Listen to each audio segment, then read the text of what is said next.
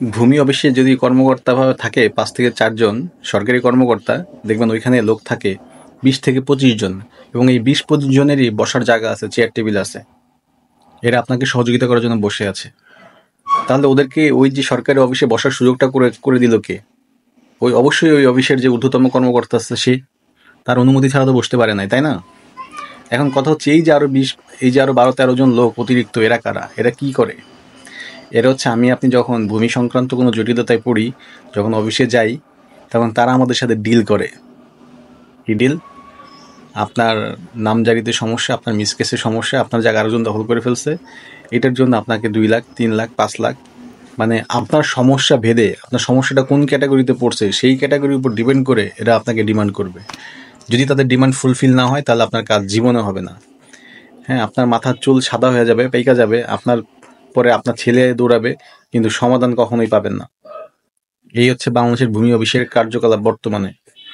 একটা মহিলার দেখলাম যে উনি এসে কান্নাকাটি করতেছে, বলতেছে যে আমার পাশের যে জায়গার মালিক সে ভুল করে আমার জায়গা নামজারি করে ফেলছে।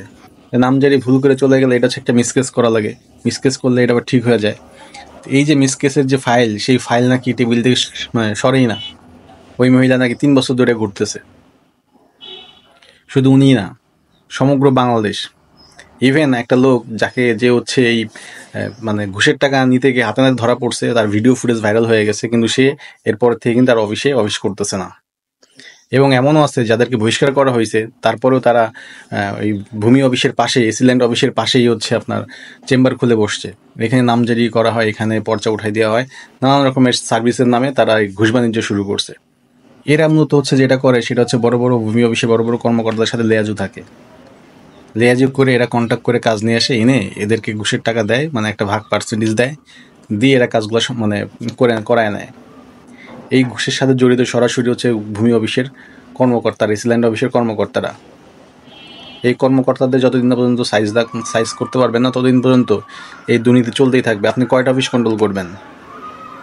তো ইদানিং দেখা যাচ্ছে যে বিভিন্ন মিডিয়া, যেমন যমুনা টিভি, দেশ টিভি, এটা কিন্তু ভূমি অফিসের উপরে লাগছে।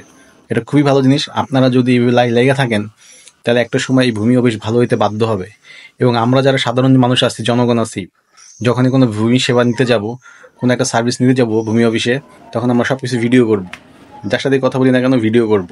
এবং এই ভিডিও করলে যেটা হবে, যখন আস্তে আস্তে এটা আপনার ব্লাস্ট হবে, মানে সবার মধ্যে ছড়ায় যাবে যে ভূমি অফিস মানে হচ্ছে দুর্নীতি, এবং এতে ফুটেজ যখন অ্যাভেলেবেল হয়ে যাবে, তখন দেখবেন এই দুর্নীতিটা আস্তে আস্তে কমে যাবে, একটা পর্যায়ে এটা থাকবে না। ভালো থাকেন সবাই।